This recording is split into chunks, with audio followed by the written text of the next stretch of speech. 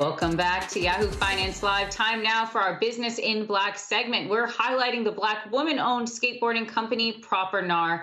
Let's take a quick look.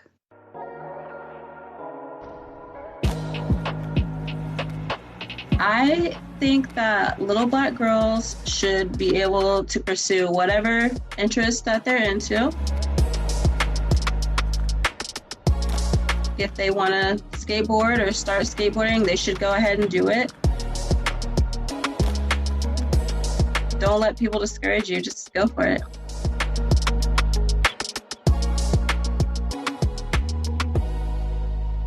I grew up in small town Ohio. Not only was I the only Black girl, I was the only Black person there at all.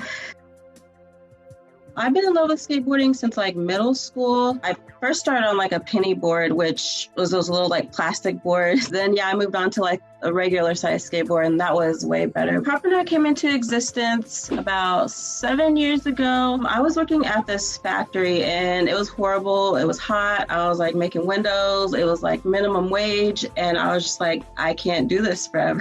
I just took my tax return one year and just went ahead and did it. I love skateboarding, and it's just something that I've been into ever since I was a little kid. I have always had a passion for it, and what better thing to do than just to go on with your passion.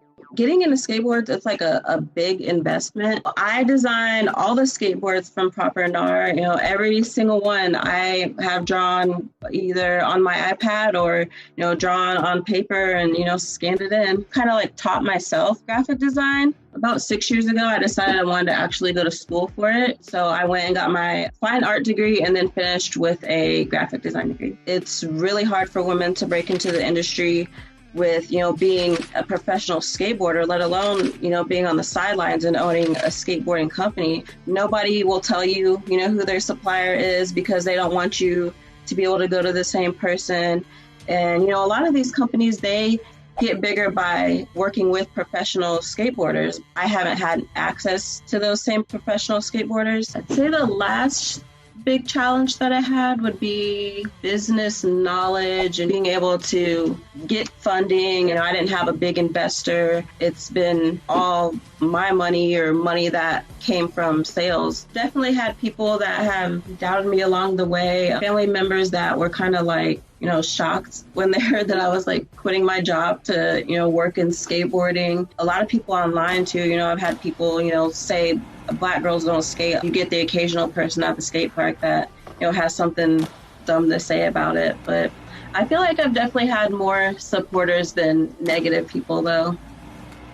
The pandemic has affected the business in a positive way, and with people having more free time and doing more outside activities. Skateboarding is an awesome outside activity. People have been buying more boards to get out and do that. Beyonce, I am so thankful for Beyonce and her Black-owned business list. That was also one of the things that really helped my company this year. That kind of happened at the same time as around all the protests and stuff. I could definitely tell something was going on with my sales that day when I woke up to that list. Right now, business is doing really great. It feels surreal seeing my art go out and going into people's homes, and people will send me videos of themselves skateboarding. I can see my graphic. It makes me realize, why I do what I do. It's an awesome feeling. And let's bring in Proper Gnar owner Latosha Stone.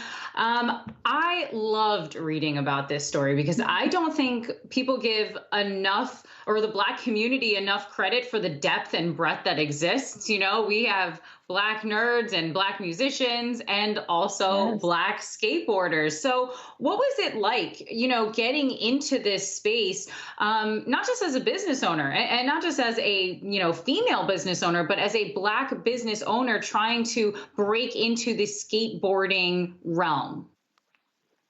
It's been fun, but it's definitely challenging. It's been a long learning process, a lot of mistakes along the way, but overall, it's been good.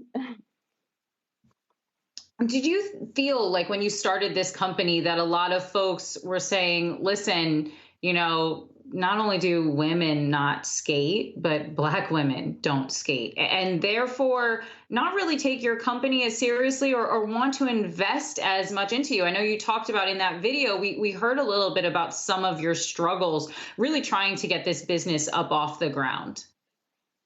Yeah, and those comments are things I've heard ever since I first stepped foot on a skateboard, and even to this day, I still get it, and I still get it online too. But yeah, it's a lot to handle at times, but you just gotta learn to kind of brush those negative comments off and not let them really get to you, and kind of use them as motivation to keep going. And how much do you think being a Black woman, helped you in this space? We talk a lot about, the struggles and the hurdles that Black folks face when really trying to start some of these businesses. I'm really wanting to flip that on its head and kind of figure out where you feel as if, this actually helped you, that it was an asset being a Black woman in this space. Are you having folks saying, I was underserved before. No one really saw me. No one was, catering to my needs. And now here you come along. Proper Gnar has come along, and now they feel like they have products that they actually want to purchase.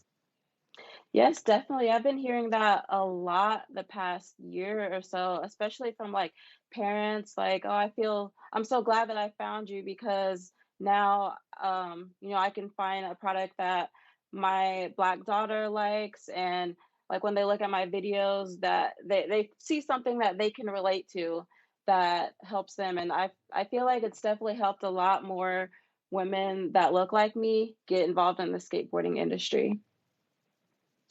I'm wondering how you see the skateboard industry changing, especially as you mentioned, your business is doing pretty well throughout this pandemic as more folks are staying at home and want to be outside, just want to do something and not be cooped up. Do you see any permanent changes in the industry at all? Perhaps maybe it's even getting more inclusive?